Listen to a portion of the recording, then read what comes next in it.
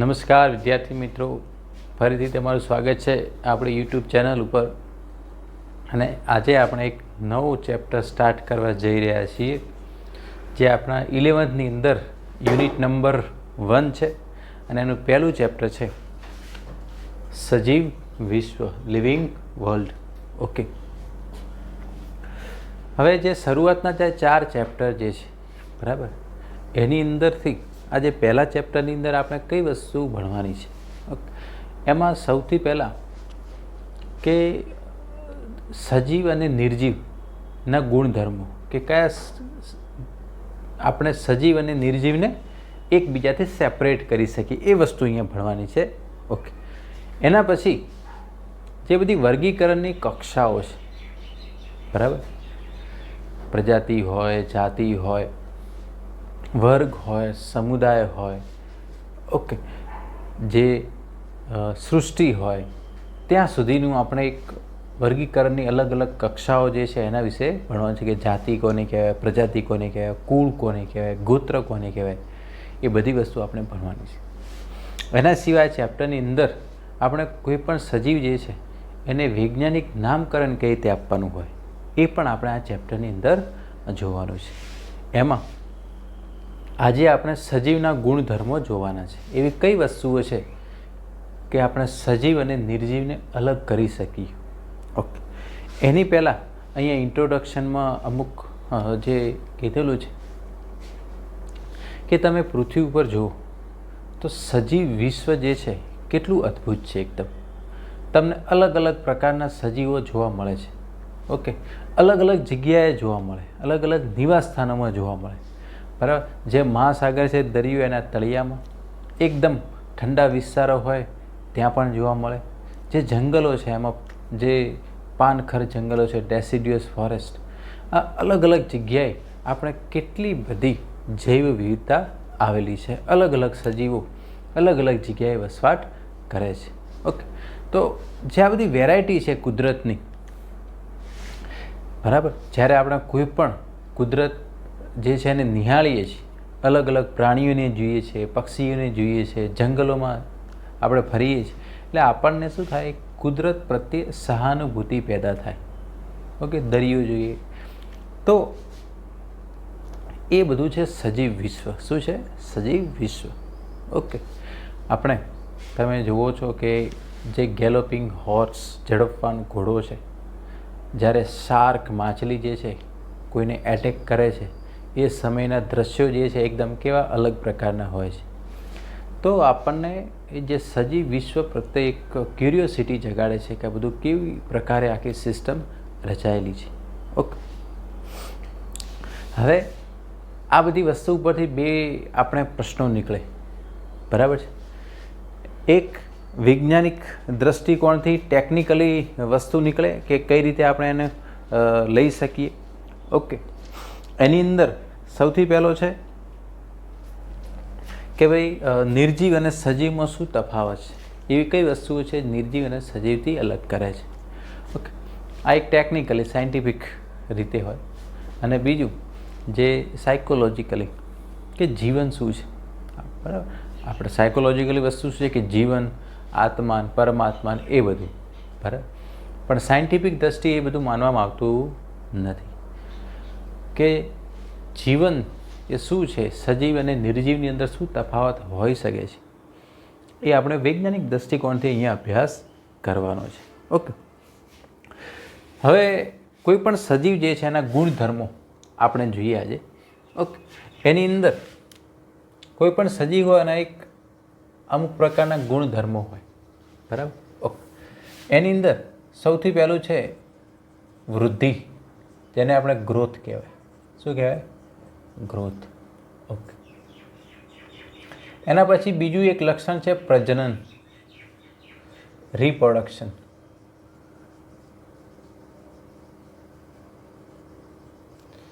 ત્રીજું એક લક્ષણ છે ચયાપચય, મેટાબોલિઝમ.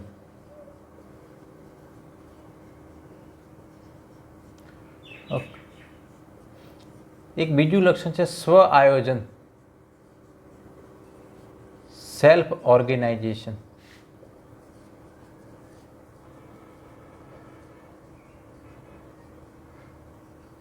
આ બધા લક્ષણો. એના પછી પર્યાવરણ હોય,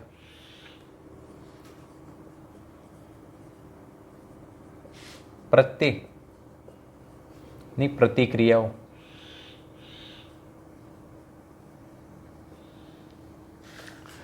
ઓકે. સેલ્ફ કોન્શિયસનેસ, શું કહેવામાં આવે? Self consciousness. ઓકે, ચાલો. તો અમુક જે છે આ બેઝિક લક્ષણો છે, કોના છે? સજીવના. બરાબર, કે વૃદ્ધિ છે, ચયાપચય છે, બરાબર. આ બધી વસ્તુ જે છે તમારે ખાસ ધ્યાનમાં રાખવાનું. છેલ્લું એક જે છે સંગઠન, ઓર્ગેનાઇઝેશન.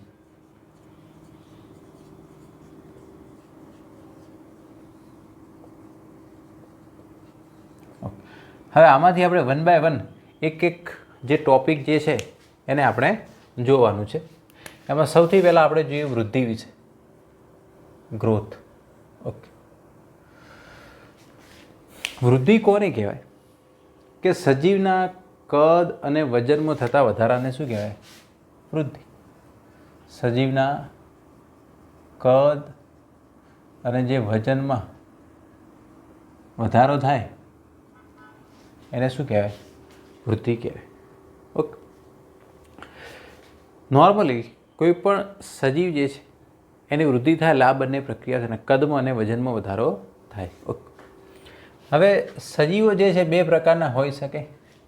એ એક કોષી સજીવો હોય અથવા તો બહુકોષી સજીવો હોય. બરાબર. જ્યારે એમાં કોષ વિભાજનની પ્રક્રિયા થાય, બરાબર, એટલે એની વૃદ્ધિ થાય. હવે પ્રાણીઓ જે છે એમાં વૃદ્ધિ જે છે જીવનના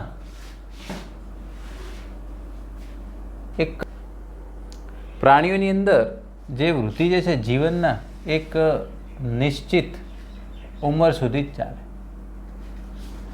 આપણી અંદર જે વૃદ્ધિ થાય સતત ચાલ્યા કરે જીવનભર, એ જીવન પર ચાલતી નથી. જ્યારે વનસ્પતિ જે છે એની અંદર વૃદ્ધિ લાઈફ ટાઈમ ચાલે.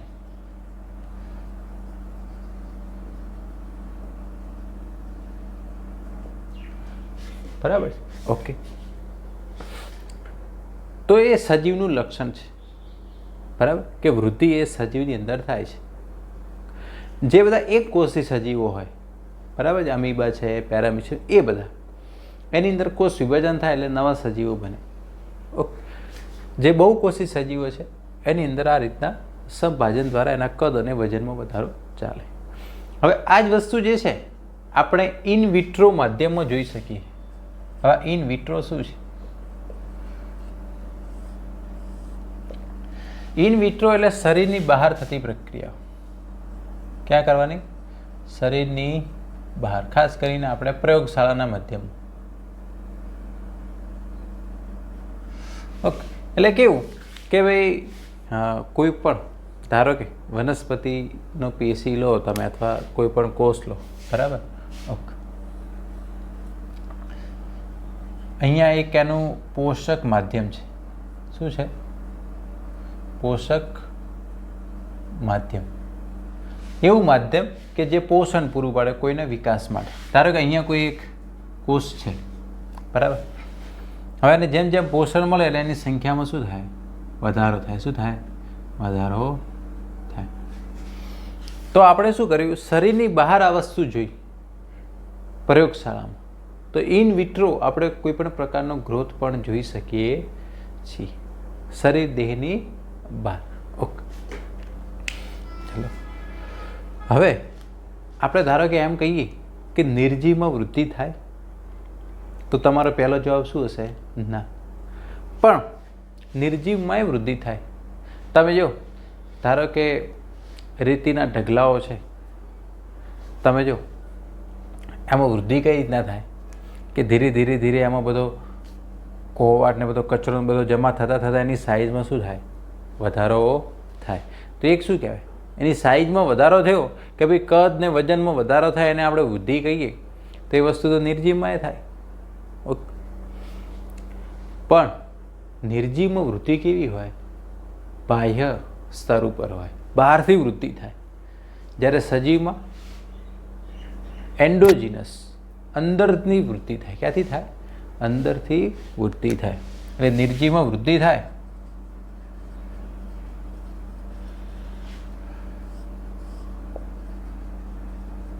તો બાહ્ય સ્તર ઉપર થાય. ક્યાં થાય? જ્યારે સજીવમાં વૃદ્ધિ કેવી થાય?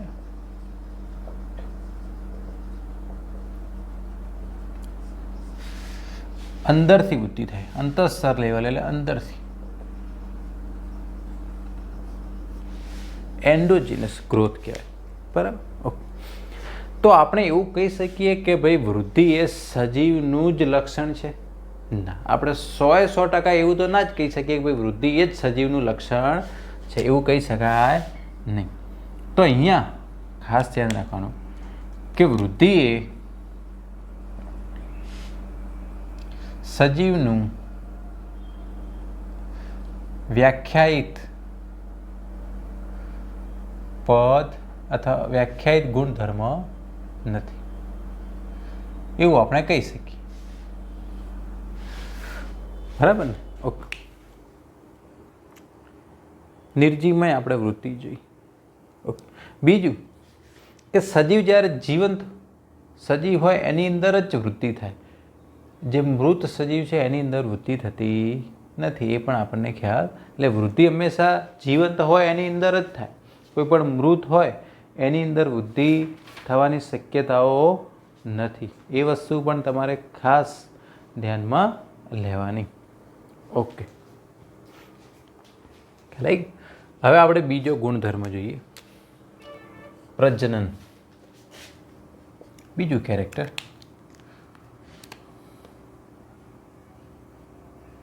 પ્રજનન, રિપ્રોડક્શન. ઓકે. હવે તમે આગળના ધોરણોમાં બહુ ભણીને આવ્યા છો કે કોઈ પણ સજીવ જે છે પુખ્ત વયે પોતાના જેવા જ નવા સજીવનું નિર્માણ કરે એને શું કહેવાય? પ્રજનન. સજીવ જે છે પુખ્ત વયે નવા સજીવનું નિર્માણ કરે એને શું કહેવાય? પ્રજનન. ઓકે. હવે પ્રજનન જે છે મેઇનલી બે ટાઈપના હોય. કાં તો અલિંગી પ્રજનન હોય અથવા તો બીજું શું હોય? લિંગી પ્રજનન. બીજું શું હોય? લિંગી પ્રજનન. ઓકે. અલિંગી પ્રજનન અને લિંગીમાં તફાવત શું છે? અલિંગી પ્રજનનમાં એક જ પિતૃ ભાગ લે, એક જ પિતૃ ભાગ લે. આની અંદર બે પિતૃ ભાગ લે.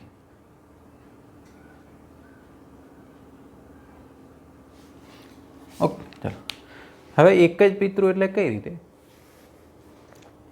ધારો કે અમીબા છે. ઓકે. એક કોષી સજીવ છે, એમાં વિભાજન થાય એટલે નવા બે અમીબા બને, તો એ શું કહેવાય? અલિંગી પ્રજનન કહેવાય. શું કહેવાય? અલિંગી પ્રજનન. ધારો કે લીલ છે, એ ધારો કે કોઈ પણ જગ્યાએથી તૂટે છે અને ફરી પાછું તૂટેલો ભાગ નવી લીલનું નિર્માણ કરે, તો એ શું કહેવાય?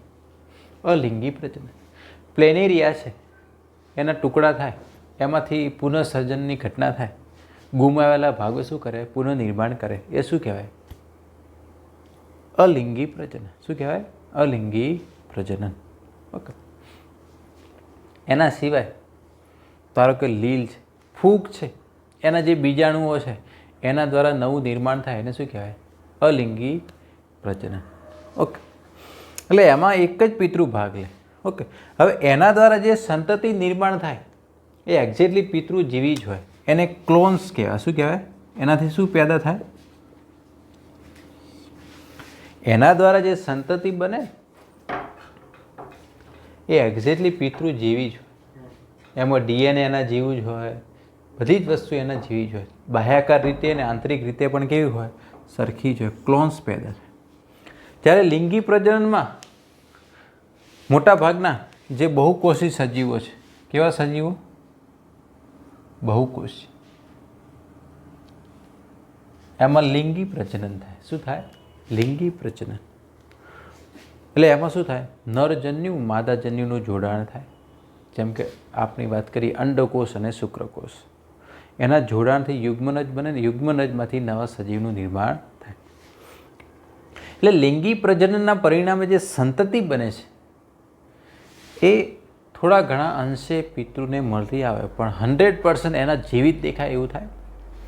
આપણે એક્ઝેક્ટલી આપણા માતા પિતા જેવા દેખાઈએ છીએ? ના.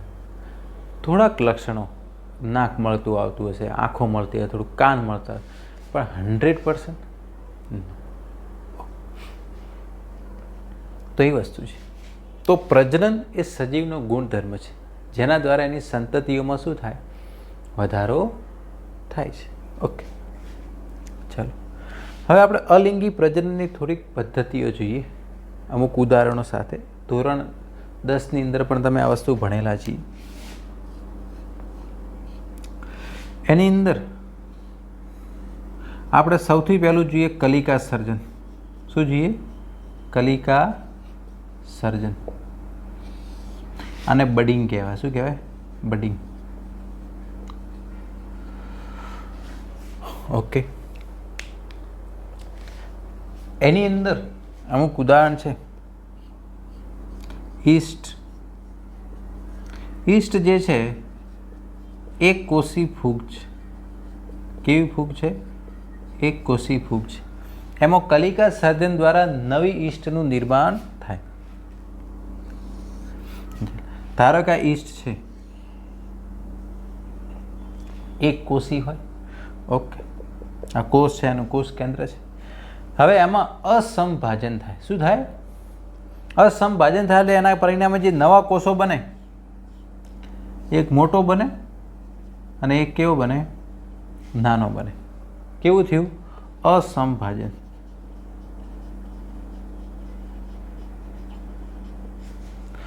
ઓકે, એના પરિણામે હવે આ જે નાનો કોષ જે છે એ શરૂઆતમાં તો પિતૃ જોડે જોડાયેલો રહે, પણ પછી એ એનાથી છૂટો પડી તો આ કલિકા સ્વરૂપે વર્તે. આ શું કઈ તરીકે વર્તે? કલિકા. પછી આમાંથી એનો વિકાસ થઈ અને નવી ઈસ્ટમાં નિર્માણ થાય છે. તો આ પ્રકારનું પ્રજનન જે છે અલિંગી પ્રજનન છે અને કલિકા સર્જન છે. ઓકે, બીજું ઉદાહરણ હાઇડ્રા. હાઇડ્રાની અંદર બાહ્ય કલિકા સર્જન થાય. શું થાય? બાહ્ય કલિકા સર્જન. હાઇડ્રા જે છે પ્રાણી છે. હાઇડ્રા શું છે? પ્રાણી. ઘણાને એ પણ ખબર નહીં કે હાઇડ્રા વનસ્પતિ છે કે પ્રાણી છે. ઓકે, હાઇડ્રા જે છે પ્રાણી છે, એનિમલ છે. એ કોષ્ટાંતરી સમુદાયમાં આવે. કયા સમુદાયનું પ્રાણી છે? ઓકે, એમાં બાહ્ય કલિકા, શરીરની બહાર કલિકા. ધારો કે હાઇડ્રા આવું દેખાય, અહીંયા થોડું આપણે અલગ. આ હાઇડ્રા છે, આ એના સૂત્રાંગો છે. શું છે એના? સૂત્રાંગો. આ એનું મુખ હોય, બરાબર. આ હાઇડ્રા છે. હવે આમાં કેવું થાય કે આ જે શરીર જે દેખાય ને, અહીંયા અમુક કોષોનો જથ્થો બને. ધીરે ધીરે ધીરે સેલ માસ બને, અને કલિકા કહેવાય. ધીરે ધીરે ધીરે અહીંયા એક નાનું હાઇડ્રા બનતું જાય. આ રીતે સમય જતાં આ કલિકા અહીંયાથી છૂટી પડે અને આનો વિકાસ થાય ને આમાંથી નવું હાઇડ્રા બને. આમાંથી એટલે આમાં એક જ પિતૃમાંથી નવી સંતતિ બને છે, પણ અહીંયા કલિકા સર્જન દ્વારા નવી સંતતિ બને. આ ક્લોન્સ જ કહેવાય, એમાં કંઈ અલગ હોય નહીં. પણ આ બાહ્ય કલિકા સર્જન કહેવાય. શું કહેવાય? બાહ્ય કલિકા સર્જન. ઓકે, આ બંને ઉદાહરણ તો બુકની અંદર આપેલા છે. આપણે ત્રીજું એક ઉદાહરણ જોઈએ. વાદળી, જેને સ્પોન્જી કહેવાય. શું કહેવાય? ઓકે, વાદળી જે છે એ પ્રાણીમાં આવે. શેમાં આવે? પ્રાણી છે. એ સછિદ્ર સમુદાયનું પ્રાણી છે. કયા સમુદાયનું પ્રાણી છે? સછિદ્ર સમુદાય. ઓકે, એની અંદર અંતકલિકા સર્જન થાય. શું થાય? અંતકલિકા સર્જન. શરીરની અંદર કલિકા સર્જાય અને એમાંથી નવા સજીવનું નિર્માણ થાય. ટૂંકમાં એમાં અલિંગી પ્રજનનનો પ્રકાર કયો છે? કલિકા સર્જન. કયો છે? કલિકા સર્જન. ઓકે, ચાલો આટલું વસ્તુ ખ્યાલ આવી. હવે આપણે બીજું જોઈએ આગળ. બીજા ઉદાહરણો જોઈએ, બીજા પ્રજનનના પ્રકારો જોઈએ. ઓકે, પછી જેમ કે પ્લેનેરિયા છે, બરાબર. બીજું એક ઉદાહરણ આપણે જોઈએ, પુનઃસર્જન.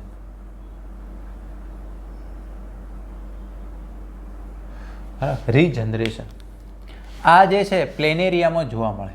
કોની અંદર જોવા મળે? પ્લેનેરિયા. પ્લેનેરિયા જે છે એ પ્રાણી છે, બરાબર. અને એને ચપટા કૃમિ પણ કહેવામાં આવે. ચપટા કૃમિ એટલા માટે, ધારો કે આને તમે હાથ, એ જે છે બંને બાજુ ફ્લેટ હોય. કેવા હોય? ફ્લેટ, ચપટા હોય, એટલે ચપટા કૃમિ, ફ્લેટ વર્મ, બરાબર. અને એ જે છે એનો સમુદાય આપણે પૃથુકૃમિમાં આવે. શેમાં આવે? પ્લેટીહેલ્મિન્થસ એની અંદર. ઓકે, આ વસ્તુ ધોરણ 10ની અંદર પણ આવેલી છે, બરાબર. એ વસ્તુ તમારે ખાસ ધ્યાનમાં રાખવાની. તો જે પણ આ પ્લેનેરિયા છે,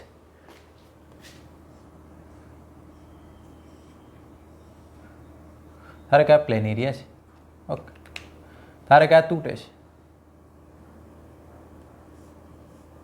એના 3 ટુકડા થઈ ગયા બોડીના. હવે દરેક ભાગ જે છે એ ગુમાવેલા ભાગનું પુનઃસર્જન કરશે. સાચું પુનઃસર્જન દર્શાવે. કેવું? ટ્રુ રીજનરેશન, બરાબર. ધારો કે આ ભાગ છે એને આ 2 ભાગ ખૂટે છે, તો એણે એ 2 ભાગ વિકસાવી દીધા. આ ભાગ છે એને આ 2 ભાગ ખૂટે છે, તો એ આવી ગયું. આ ભાગ છે તેને એ 2 ભાગ. ખ્યાલ આવે? પુનઃસર્જન કહેવાય. શું કહેવાય? પુનઃસર્જન. ઓકે, તો એની અંદર એ ઉદાહરણ યાદ રાખો. એના પછી અવખંડન. ફ્રેગમેન્ટેશન કહેવાય. શું કહેવાય? ફ્રેગમેન્ટેશન. ઓકે, ફ્રેગમેન્ટેશન જે છે, લીલ છે, ફૂગ છે, ઓકે, જે મોસ જે છે એના પ્રતંતુ, પ્રોટોનેમા ઓફ મોસ, આ દ્વિઅંગીમાં આવે. શેમાં આવે? દ્વિઅંગી વનસ્પતિ છે. ઓકે, એમાં શું થાય? જે તૂટેલ, ધારો કે આ ફૂગ છે, બરાબર. આ ફૂગ છે, એનું આ કવક જાળ છે. શું છે? ફૂગના બોડી રચનાને શું કહેવાય? કવક જાળ. ધારો કે આ તૂટે, એનું ફ્રેગમેન્ટ, બરાબર. તૂટેલો ભાગ જે છે ફરી પાછું નવી કવક જાળનું નિર્માણ કરે છે. આ અવખંડન કહેવાય. શું કહેવાય? અવખંડન. લીલમાં એવું પણ હોય, તૂટેલો ભાગ ફરી પાછું નવું સર્જન કરે. તો એ ફ્રેગમેન્ટ બની ગયા, ટુકડા બની ગયા ને એમાંથી નવું સર્જન થાય, એને કહેવાય અવખંડન. ઓકે, ચાલો. એના પછી બીજું પણ એક છે, બીજાણુ નિર્માણ.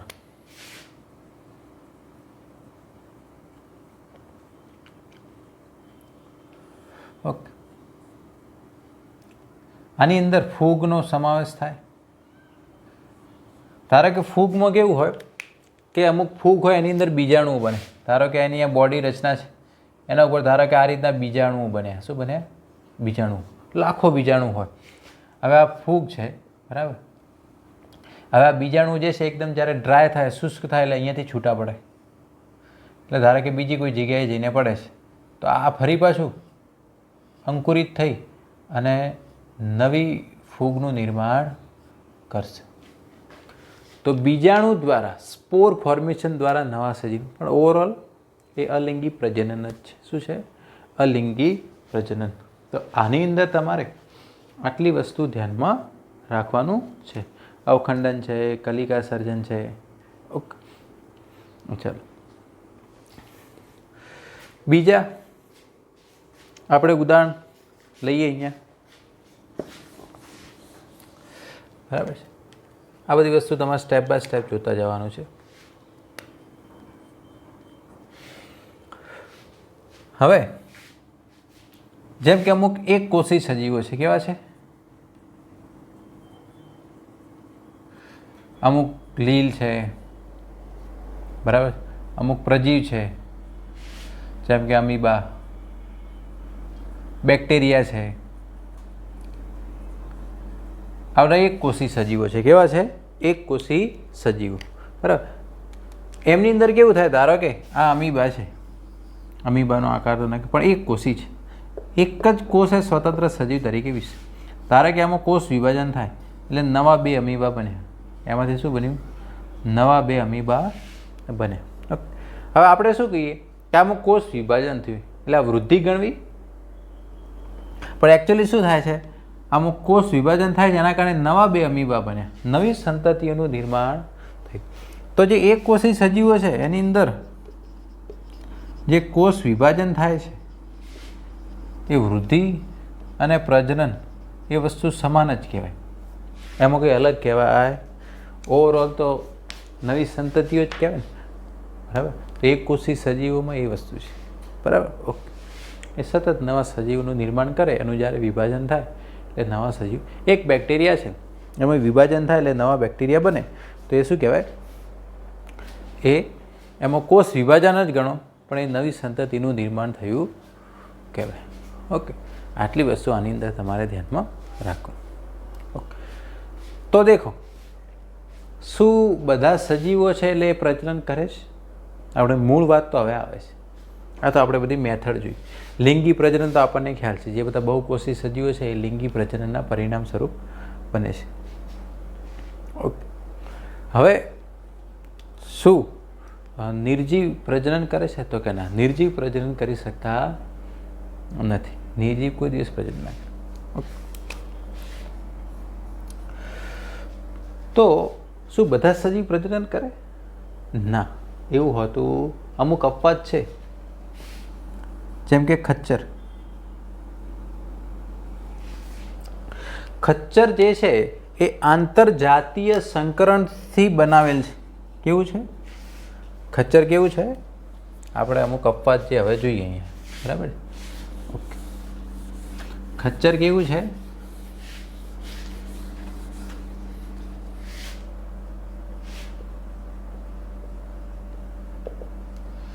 એ આંતર જાતીય સંકરણની જાત છે. આંતર એટલે અલગ અલગ જાતિઓના સંકરણ કરાવવાથી જે મળે એને શું કહેવાય? આંતરજાતિ. ખચ્ચર જે છે એ નર ગધેડો અને માદા ઘોડો એનું સંકરણથી આ મળેલું છે, બરાબર. ઓકે. નોર્મલી આવું શા માટે કર્યું હશે કે ગધેડો જે છે નોર્મલી વધારે વજન ઉચકી શકે છે, લાંબા સમય સુધી ચાલી શકે છે. માદા જે ઘોડો હોય એનું કેરેક્ટર હોય કે ઝડપથી દોડી શકે, ચાલી શકે, એ એનું કેરેક્ટર છે. એટલે બંનેનું મિશ્રણ બનાવ્યું ખચ્ચર, જેમાં બંનેના ગુણધર્મો જોવા મળે.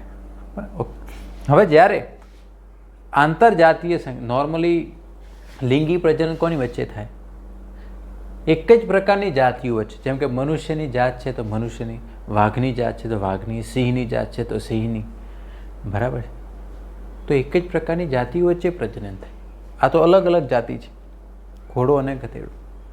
તો આંતરજાતીય સંકરણ ક્યાં? શું કહેવાય? આંતરજાતીય સંકરણ. તો હવે આવી જ્યારે સંતતિઓ હોય, ધારો કે જે ખચ્ચર જે છે એ વંધ્ય હશે. કેવો હશે? વંધ્ય કોને કહેવાય? જે નવી સંતતિ ના બની શકે એને શું કહેવાય? વંધ્ય. એને શું કહેવાય? વંધ્ય કહેવામાં આવે. ઇનફર્ટાઇલ અથવા એને સ્ટરાઇલ કહેવાય. શું કહેવાય? સ્ટરાઇલ. જે નવી સંતતિ, જે આ ખચ્ચર બને છે ને, હવે એવું નહીં કે 2 ખચ્ચર છે એ પ્રજનન કરી નવી સંતતિ નિર્માણ, એવું થઈ શકે નહીં. તો દેખો, આ ખચ્ચર જે છે એ તો જીવન છે, સજીવ જ છે ને, મૃત થોડો છે. છતાં એ પ્રજનન કરી શકતો નથી. ઓકે, બીજું એક અપવાદ કહીએ આપણે. ધારો કે કામદાર માખી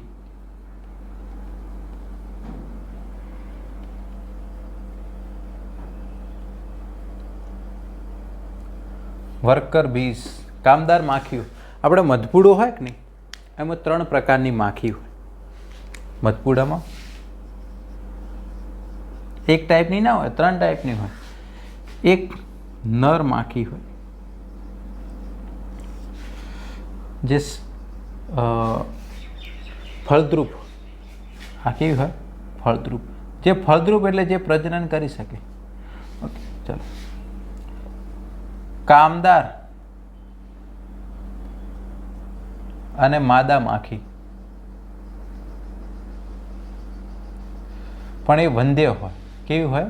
વંધ્ય. કે કામદાર માખી જે છે ને એ માદા છે એકચ્યુઅલી. કેવી છે? અને ત્રીજી એક હોય રાણી માખી. એ જે છે માદા હોય, બરાબર, રાણી માખી, અને એ ફળદ્રુપ હોય. શું હોય? હવે આની અંદર નોર્મલી કેવું હોય, જે કામદાર માદા માખી જે છે એ દ્વિકીય હોય. કેવી હોય? જે પણ માદા હોય ને એ દ્વિકીય હોય, ને જે નર હોય ને એ એકકીય હોય. કેવા હોય? એકકીય હોય. ઓકે. હવે કામદાર માખીઓનું કામ શું છે? અલગ અલગ જગ્યાએ ફૂલોની મુલાકાત લેવાની અને જે મધ બનાવવાનું કામ કોનું? કામદાર. રાણી માખીનું કામ શું? આખા મધપૂડામાં એક જ રાણી માખી હોય. એ શું કરે? એ જ્યારે ઈંડા મૂકે ત્યારે અસંખ્ય ઈંડા મૂકી દે, પછી એનું મૃત્યુ થઈ જાય. એ ઈંડા જે છે એ ફલન થાય નર માખીઓ દ્વારા. બરાબર છે? કોના દ્વારા? નર માખી. એની સંખ્યા વધારે હોય. બરાબર? ઓકે. સૌથી વધારે સંખ્યા આની હોય, પછી આની એકદમ એક જ સંખ્યા હોય આની. ઓકે. તો જે કામદાર માદા માખી છે વંધ્ય છે, એ કોઈ ઈંડા મૂકી શકતી નહીં, સજીવ છે. બરાબર? તો એવું આપણે કહી શકીએ કે સજીવ જ પ્રજનન કરે. આ સજીવ છે, લો, એ પ્રજનન કરી શકતી નથી. ચલો, તો આ બીજું એક ઉદાહરણ. ત્રીજું એક ઉદાહરણ જોઈએ. બરાબર? વંધ્યત્વ યુગલ, માનવ યુગલ.